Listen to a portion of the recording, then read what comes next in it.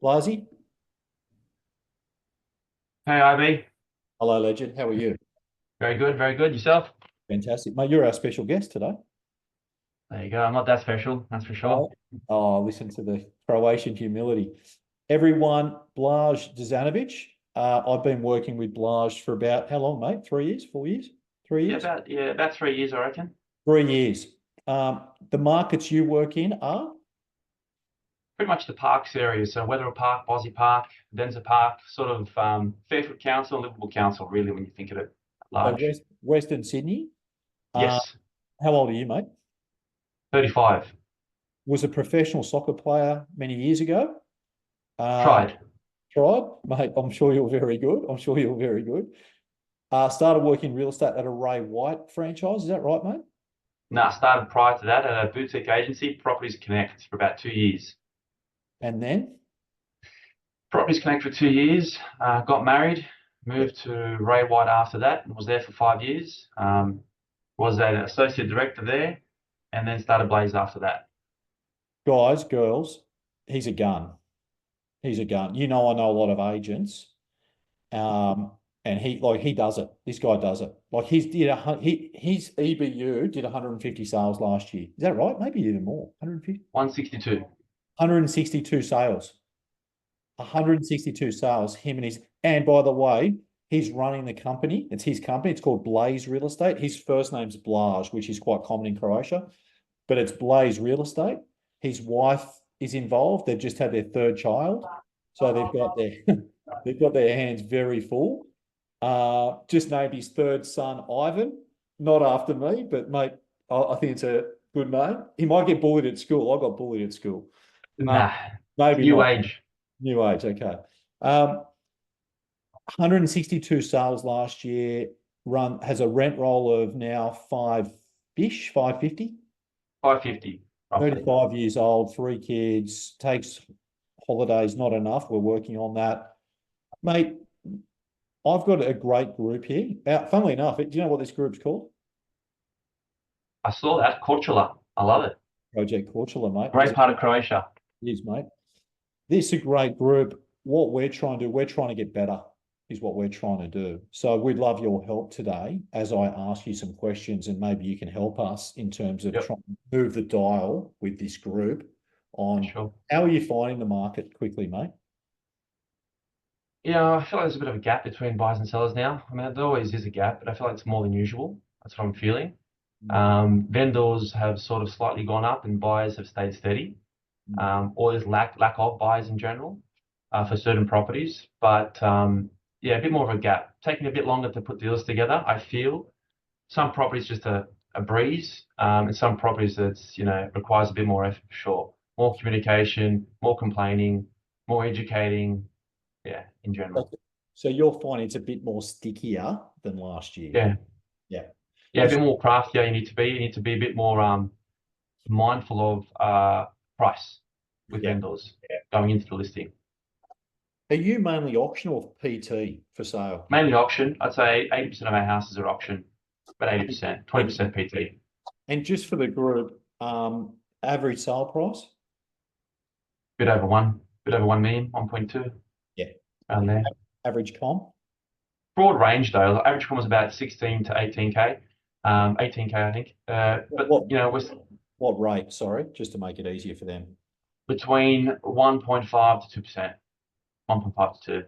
I'm Yeah. curious, right? How does a guy like you go from going into the industry, going to Ray White, and do you find you've gotten better as an agent every year? And I want to know, when was the breakthrough point? Like, and we'll get to it, but when did you start doing 50 sales a year?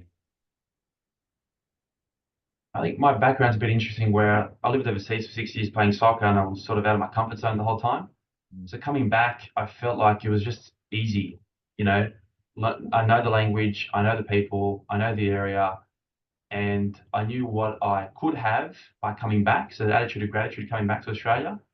So I went hard really. So when I started, I was at Properties Connect. Didn't learn much there. Learned how to put a deal together, but not really the prospecting side of things. Mm. Moved to Ray White. It was pretty simple. Just hit the KPIs. 40 appraisals a month was the target. But when it really sort of, Just slow down there, mate, because you're jumping over. yeah, How did you get those appraisals? door knocking was the first thing I did. Yeah, I stuck to one suburb and door knocked. Yeah, yeah, door knocked a lot. Cold called and door knocked and buy work in general. Those three things. Kept it simple. Yeah, No one knows me. I know them. Well, I want to know them. So I just went out there and spoke to them. yeah. You know. So how did you get to 50 sales? You door knocked, you did buyer work, you did database work, a lot of phone calls. Yeah, a lot of phone calls. So, you know, the cliche, first in the office, last to leave. I took that seriously. I was always turning on the alarm and turning it off. I felt like I just got married. I was on $500 a week. My back's on the corner, against the corner. I just need to go. So there was nothing else. You know, cycle wasn't working for me. So I was like, full steam ahead. Let's do it. What do I need to do? Make phone calls? Done. I'll do it. Oh, So sense of urgency. That was a big one. I was a bit older than what I thought I should have been to get into real estate. So I just went hard, kept it simple. You know, Ray White's approach was just, you know, speak to people, do appraisals. So I just did that. I'm talking cold appraisals, you know, walk-in appraisals just via a door knock, and then following it up. So it got to the point where I did so many appraisals, cold appraisals, where I'd literally just be following up these people yearly. And then with my signboards, it started to just generate those people that started calling me afterwards, and that's how it just grew exponentially. Yeah. and how many hours a week would you, has it changed how many hours a week you work over the years, or are you still working? What's the story there? I'd like to say no. I'd like to say I work smarter now. Potentially a few less hours a week. Like I'll take a cheeky Saturday morning. Maybe I won't do my first appointment straight away. I may finish earlier, maybe on a Thursday, sort of 5 o'clock instead of 7 o'clock or 8 o'clock. Yeah. But in the first 5 years, it was literally, I looked at my competition. They were good agents. They were selling about 40, 50 homes a year. They've had 10, 20 years experience over me. So if I'm going to get to their level, I need to work twice as hard to get to their level just as quick. So if they're doing 40, 50 appraisals, it took them 10 years, I want to do it in 5 years. So the simplest way to do that is just outwork them. So if I can just outwork everyone else, I will get to their level a lot quicker. And So that was my mindset. awesome, brother. How did you learn the skills?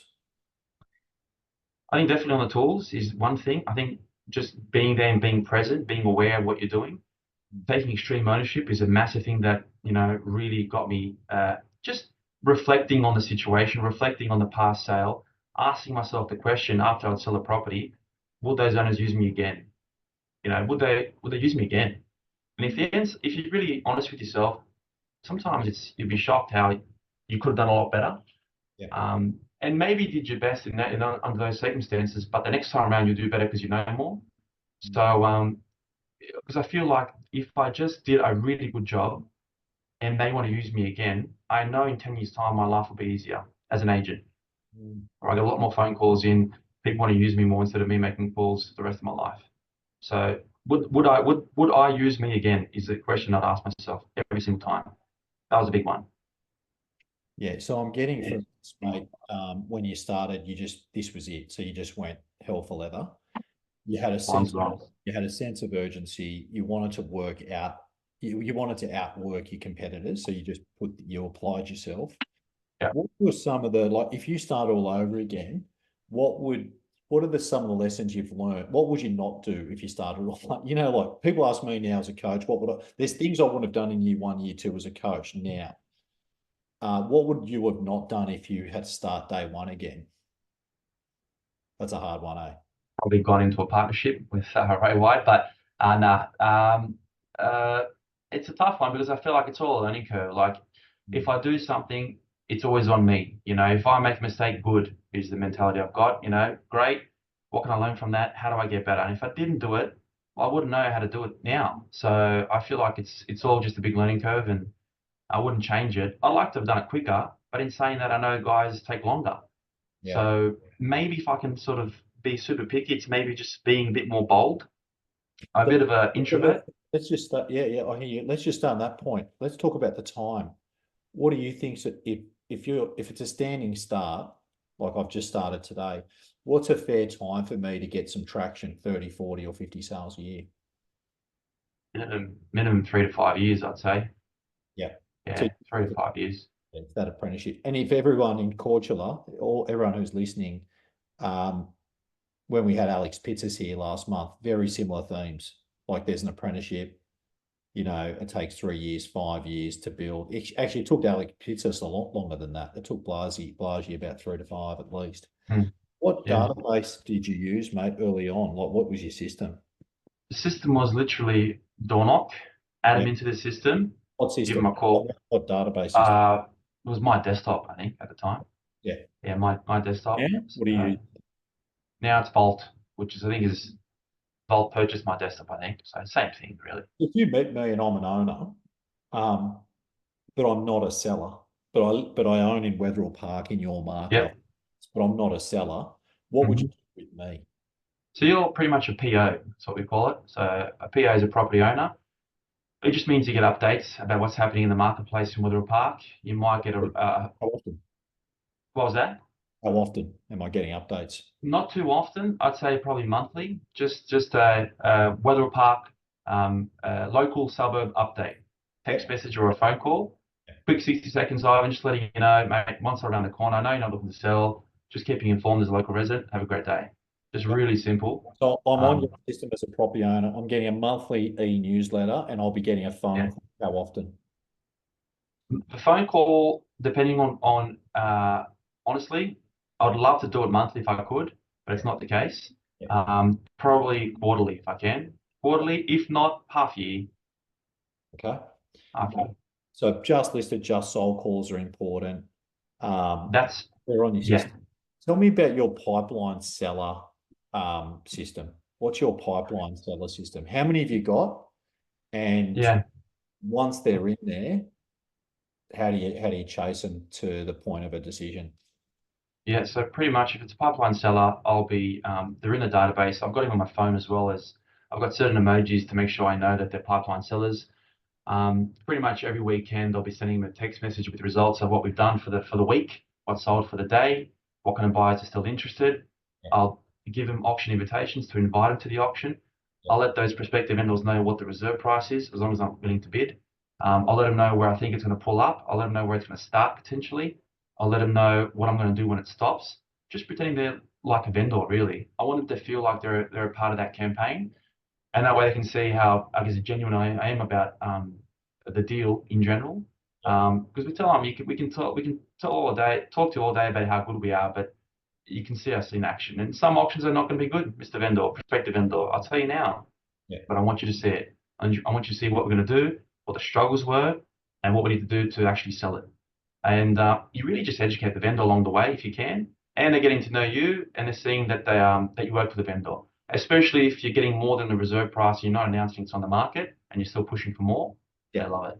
They love it. Thanks, Ben. If you were a standalone agent and if you're a standalone, you've got a team now, obviously, an EBU, and you've got admin support and everything, a marketing uh, person and whatever. But if you're a standalone agent, how would you recommend becoming more efficient if you don't have it? If you're not part of a team, and I'm Yeah, just a standalone agent, I don't have any support, how yeah. would, what would you recommend I do? How would I become more efficient? So if you have no support and you're a standalone agent, you've got to have your life in order, in my opinion. First of all, like you really do, you've got to be able to outwork everyone else. Number one, number two, keep it really simple. Like managing and pitching. That's it. Managing and pitching. So if you're not managing business, you're pitching for business. That's it. So if you and you got to have a system in place to make sure you manage that. So you can break that down. Let's say you do list a property. First thing you want to do is you want to have your prospecting down packed. So we call it leverage prospecting. So you've got a listing. You're inviting all your POs in that suburb and your prospective vendors in that suburb to that property or to the auction. You're working the open for inspection floor as best you can, and the auction floor, I should say, as best you can, leveraging off that and getting business for the back of the open for inspections, and then your database calls as well. So Yeah. three types of So you've said you've got to just be doing the important things, chasing business, yes, doing good opens, doing yeah. callbacks. Everything else is chaos. Then what do you do about admin? Well, if it's just literally me, I'd love to outsource it if I can, honestly. But if I cannot outsource it at all, I'm doing it after hours. I'm doing it at hours when buyers don't want to talk to me or sellers don't want to talk to me. I agree. That's it. I've got to do it at 9 o'clock, 10 o'clock, or 4 in the morning, 5 in the morning. That's the only way if you You're really saying want to just get ahead. you're saying do whatever it takes, but don't do it in the peak times. You've got to be obsessed, like because you can be good. You can be a good. I know agents that are a lot better than me that know more about real estate than I do. That do 60 sales, 40 sales. I don't know anything about real estate. I just, I just do my job. I just go hard. I feel like this is all I've got, so I've got to make the most of it. And if I just outwork everyone else, things fall into place. If I pitch for more business than everyone else, things will fall into place. And somehow they come together. There's a process, but somehow they come together. How do So you, someone, who's your biggest competitor, Ray White? everyone. Okay. Who would be your number Yeah, one? I'd say Brian would have the most sales agents in the office. Yeah. Say you lose a listing to Ray White. Yep. Say I'm the vendor and I said, Blaz, man, lovely to meet you. Thanks so much for coming to see me. On this occasion, I've listed with Ray White, but I appreciate your interest. How would you respond to that? Thank you for calling me. I do appreciate the call. It means a lot. Um, when did you sign? Uh, Just in case. 2 days It's ago. already done. Okay. I wish you all the best. I appreciate the call and having me out. I like the fact you had me out and I did pitch for the business. You got a beautiful home and I wish you all the best. If you need anything from me, just give me a call. I'm happy to help. You're in good hands. You've got a great agent. And mate, I'm not going anywhere. I've been in the area a long time. And so if you need anything from me, just give me a call. I think that's important too. A lot of agents come and go. So Yeah. I feel like just by stating that you're going to be here long term, they can see you walking down the street and still say hello instead of avoiding you sometimes, Yeah. because you get a lot of business back. I've lost so much business where they are now my biggest referrers, honestly, biggest referrers, and I haven't even sold their home. Isn't that crazy? You've just been the nice guy. You've stayed there. Just stayed put, and had sales, of course, and that's it. Yeah, I said to an agent during the week, I said, it doesn't matter. Don't worry about winning everything, but try to be at least the second best agent. Yeah, you can't, you definitely cannot get everything. You can try, but you will not. You just won't relate to certain people, and you can try your best no matter how much emotional intelligence you have. You try your best, you have empathy for people, you have understanding, try to find out their situation and pitch for them. But if I didn't get the business, I just wasn't compelling enough. Or the other agents working with that client for 10 years and I got a call a year ago instead. Why would I deserve the business over that guy who's working with him for 10 years? I love it. So you can't get it all. Couple other ones I've got for you. You come and look at my house. Um, you tell me that it's worth 1.2 to 1.3, but I've had Ray White tell me it's worth 1.4. Mhm. Okay, Ivan, who do you believe? Uh, I don't know, but I mean, the 1.4 sounds pretty good. Absolutely. The more you get, the more I get. So I'm definitely on board to get you as much as possible. Best thing to do is look at sales in the area to give you some evidence to justify the price that we can potentially get. Buyers will look at the prices online and compare to your house. If there's more money we can get, for sure. If the 1.4 is there, we'll get it. But best thing we can do is tell you what the data will tell us and go from there. Along those lines, you can sort of mention a lot more about comparative sales and get into the nitty gritty. I'll probably more push in terms of motivation. What is the motivation behind it as well? Why are they looking to sell, especially in this market? Um, Sometimes they're actually just probing you to see if you're actually going to overquote. Sometimes it's the opposite, which is interesting. Usually I bring my iPad with me and show them sales in that suburb. Yeah. Most of the suburbs here, I've got the highest sale prices in these particular suburbs, so I can sort of I'm showing off really that like these are the sales, but I'm trying to find the 1.4 that they're comparing your home to, and Yeah. I can't seem to find it sort of thing. So looks like it's going to be difficult, Mr. Vendor, but if it's there, we'll get it. If that agent has a buyer 1.4, has that buyer seen it? No, he hasn't. Okay. All right. Well, Mm.